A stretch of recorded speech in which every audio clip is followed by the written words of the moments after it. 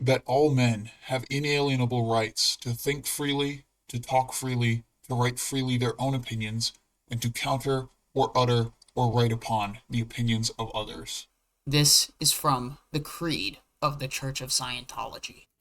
Hey everybody, I'm Holly, aka the ScientoloGeek, and I am here with a very special guest that I have really been looking forward to interviewing. Her name is Josie, and while she was never a Scientologist herself, she still is related to the subject in some capacity. I originally hadn't known about this when I first subscribed to her channel, which I will be putting in the description below, so please go over to her. Even without this bit of knowledge, I think her life and everything she's doing in it is extremely fascinating, and I hope you guys find it that way too. Welcome, Josie. Thank you for joining me today. Hey, how's it going? It's going pretty good. How about you? Yeah, I'm doing alright. Just walking today and also this. So, before we get to the main subject, I'd say, would you be interested in talking about your time before 2008? My time before 2000. Okay, so I'm trying to remember how old I even was in 2008. I have this calculator. So I guess I was like 14 or 15 or something. Well, I'm 30 now. Yeah, I don't know. I had just a relatively normal childhood growing up in southeast England in a comfortable middle class family. Nothing too crazy. I think I got really into 4chan about the age of 13. It was very impactful on me for better or worse, maybe worse, who knows. And I guess that was eventually the lead up to the situation we're talking about here. When did your interest in your current topics get started? That got started when I discovered psychedelics around the age of 17. So it was well after this. I think I had transitioned from 4chan to Reddit by that point in my life, which was probably for the best. But yeah, I discovered that in my late teens, and that's been my sort of obsession or life work ever since. Now we can dive into the main subject. We already know that you're not a Scientologist. What is your connection to the church? I mean, I wouldn't say I have any connection right now. And my only connection back in the day was attending the anonymous protests as a young teenager every month. I think we called ourselves Scientology's Period. It was just like a monthly meetup in central London, and I wasn't very passionate about it at the time. I can't say it's something I'm too passionate about now, and I think a lot of it was guided by the fact that I was just very involved in 4chan. I would participate in all the raids. I would show up to Habbo Hotel and block the swimming pools, saying pools closed due to AIDS, and all the various other things. I would download the DDoS software, and it was a bunch of nonsense. But like as a young teenager, I think it gave me a vague sense of purpose and community. So, how did you first hear about it, the church? I'm trying to remember how it went down. I think there was a Tom Cruise video that was leaked, and he was being kind of manic and very visibly crazy in this video. And then I remember Scientology was trying to have this video taken off of the internet. So yeah, it caused like a Barbara Streisand effect, and then 4chan became very committed to spreading this video as far as they could, not because they particularly hated Scientology, but because it was funny, was at least my memory of the situation. My memory might not be entirely accurate. And then Scientology started to try and mess with 4chan in some capacity that I can't remember the specific details of. And then Anonymous, as a sort of collective, started to look into Scientology more and more. And it was the first time that I am aware of that Anonymous actually joined together for a cause that was good, rather than just trolling people on the internet. And it was very like passionate. There were these YouTube videos that made me feel very emotional at the time. But yeah, it was an interesting time to be on that website. I consider that like the glory days of B. Not that B was ever good, but if it was ever good, it was around about then. That's probably just nostalgia. So everyone had their own reasons that they protested. Some protested simply because of the Tom Cruise video. Some protested because of disconnection. Some for Xenu. Did you have a specific reason you protested? I would look into what they were doing, the sort of crimes against humanity and all the corruption, and I felt a real sense of hatred, I guess. And I also had this idea when I was a young, edgy teenager that my life had no purpose. I was depressed, I was very mentally unstable, but hating something gave me a real sense of purpose. And this was something I could hate that was good to hate because joining in on these protests was actually doing a good social thing. It wasn't just being an edgelord or oppressing already oppressed minorities or a lot of other dumb stuff that 4chan was involved in and is arguably even more involved in these days. And I also just found it funny. I liked participating in raids and the idea that this was a real life thing that was happening. I could meet people in real life. I think I was very lonely and socially disconnected. That was very appealing to me. So I would catch the train to central London once a month and show up to these things. Now, how many months did you end up going to this? I'm not even sure. Several, between like 4 and 6, maybe. I think I was there at the tail end of the height of it. And then I also went to a single protest that was happening in my hometown of Hastings, East Sussex. And that was a very small protest. There were like 3 people there. And the Scientologists used to have a little... I'm digging deep into the memory databases right now. I haven't even thought about this in years. They used to have a little stand in the town center, and they would put you on the... I can't remember what it's called. The things that you hold to measure your emotions or the electrical signals going through your hands, and then they'd ask you questions. And I remember one of them asked me a question about my dad, and the thing went up, and I was like, "Oh, there's some emotional stuff with your dad or whatever." And I guess there was, not it was particularly bad or anything, but I felt like slight anxiety as the thing went up. I felt the appeal of it for sure in that moment. Just like the e-reader that's reading your emotions. And I guess I attended that protest, and it was just a few people standing outside of. They had this little building in. It was in a little alleyway. I'm trying to remember what it was even called. It was the same alleyway that the television was invented in, interestingly enough. But it was just a door that had like Scientology on the wall, and we just protested outside of there and handed out flyers and things like that. Kind of sounds sketchy as shit. I was the youngest person there because I was 14 or something, and the other people there were adults. Just completely unattended child, just going crazy. Yeah, I mean it was only like a 5-minute walk from where I lived growing up, so That's not bad. it was fine. Now, what was I know you said you felt anxiety when that thing was going up, but did you feel that a device had any legitimacy to it? No.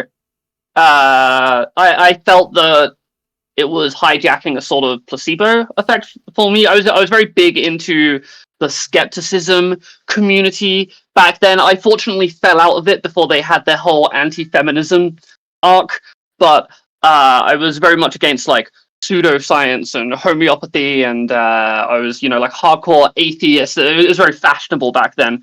And yeah, I knew it was pseudoscience, as I would have called it, but I felt it, and like I think I could still feel it even today. Like when I'm tripping, I play with tarot cards, and I don't believe in magic, but I feel it in that state of mind, and I think placebo effect is a very powerful thing.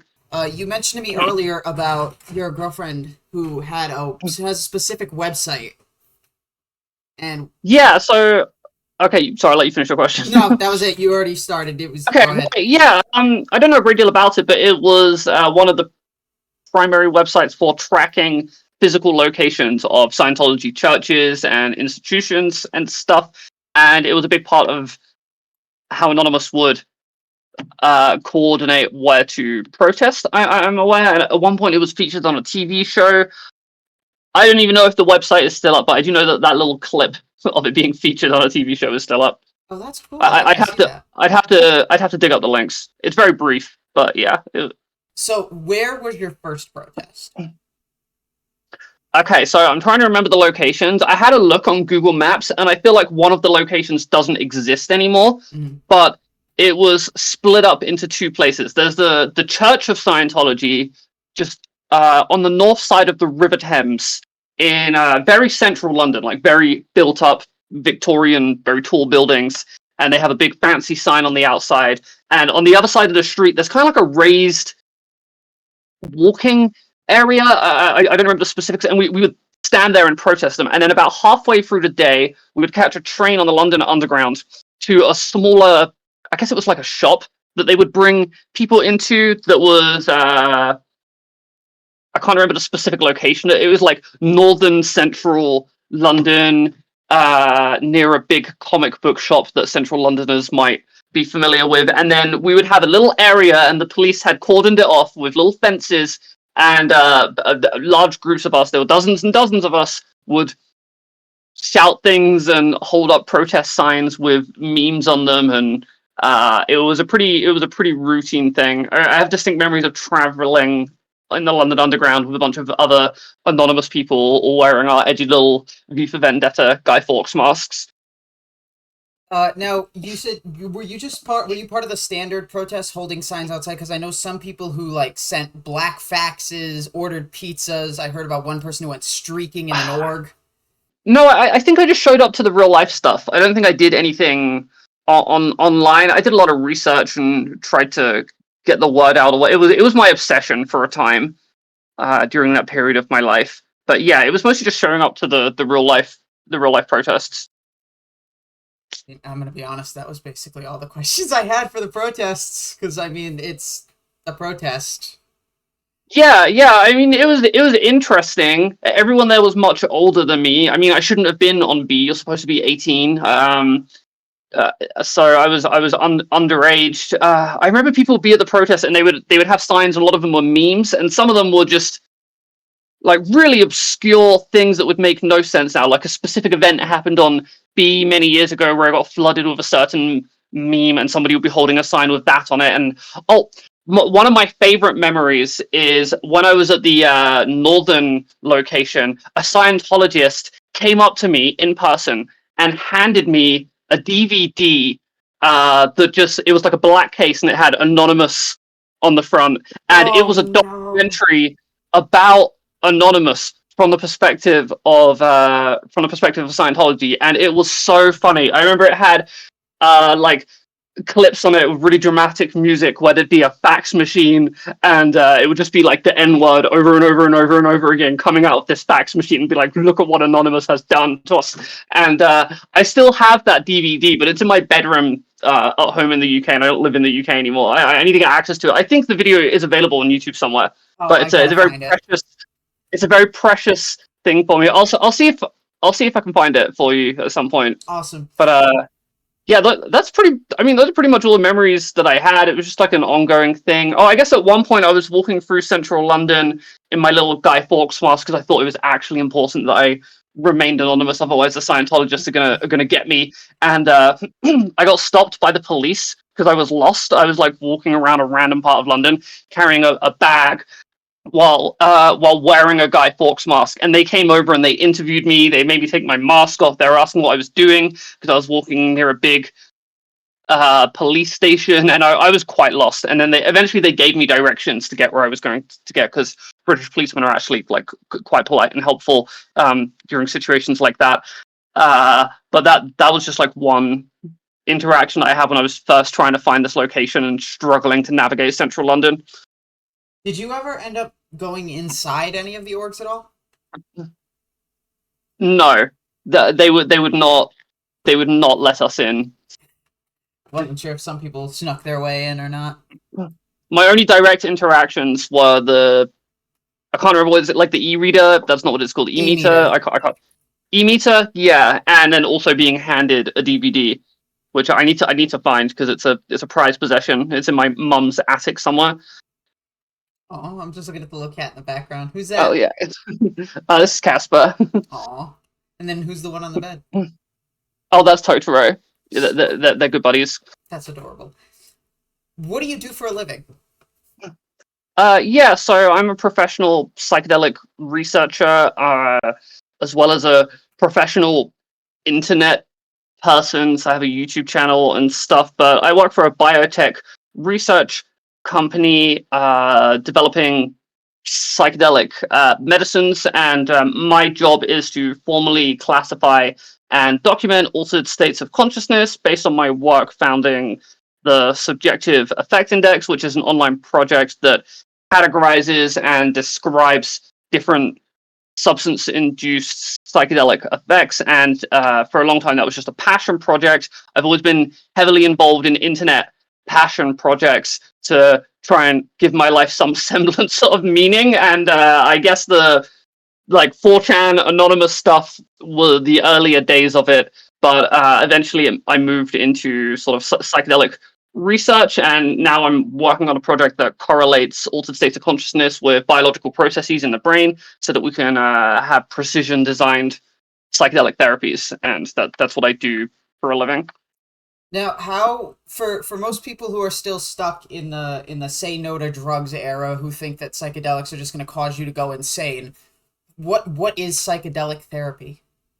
So there are a lot of studies that have come out that have demonstrated very clearly that psychedelics are incredible for depression and a huge range of mental illnesses, even end of life therapy, accepting your own death, and are not just good for you psychologically, but are good for the brain on sort of a physiological level, re-inducing neuroplasticity and all these other things. So there's a lot of stuff that's finally opening up. Like Colorado has decriminalized a bunch of plant psychedelics, and research is finally being done. We're sort of moving out of the prohibition era, and I think it's going to go in a similar direction to how cannabis has gone across the United States, where certain states have legalized it for first medicinal use and then eventually recreational use. It seems to be the era that we're finally in. Yeah, my state only has gotten through for shrooms. We've only gotten through the House. We still got to wait for the Senate. But Yeah, well, there's probably going to be a domino effect because Colorado decriminalized weed in, I think, or they medicalized weed, I think, in 2000, and then other states started following suit, and I think the same process is now happening, specifically with the plant psychedelics, since those are more they're less taboo for the general populace. They're just plants, man, right? So it seems very similar to how weed went. all right. Do you have any other personal projects or anything that you either may have done and then stopped, or are still doing now that you may not have mentioned? I mean, most of my personal projects revolve around the subjective effect documentation community and my YouTube channel, and then my professional job as a researcher, and those all just kind of tie together. If people want to learn more, I'd recommend going on effectindex.com or checking out my YouTube channel, Josie Kins, which I need to upload more to. I will be linking that in the description, and I will also be linking Subjective Effect Index, which Cool. has personally helped me during some moments. That covers everything. Your input is very valuable, and I would like to thank you for joining me on this very short interview. Yeah, no problem. And like I said, hopefully we could work on some stuff in the future. Yep, I'm down. Sounds good. Thank you, everybody, for watching. If you want access to any of the materials, flag orders, base orders, tech bulletins, policy letters, any of that stuff, you can email me at ScientoloGeek@gmail.com, or you can go to the Discord server, link in the description, and send me a valid Gmail address from there. If you like the video, do the usual stuff, like, comment, subscribe, hit the notification bell, share to understand the craziness, and I will talk to all of you later. Once again, thank you, Josie. And Yep. peace out. No problem. Have a good one.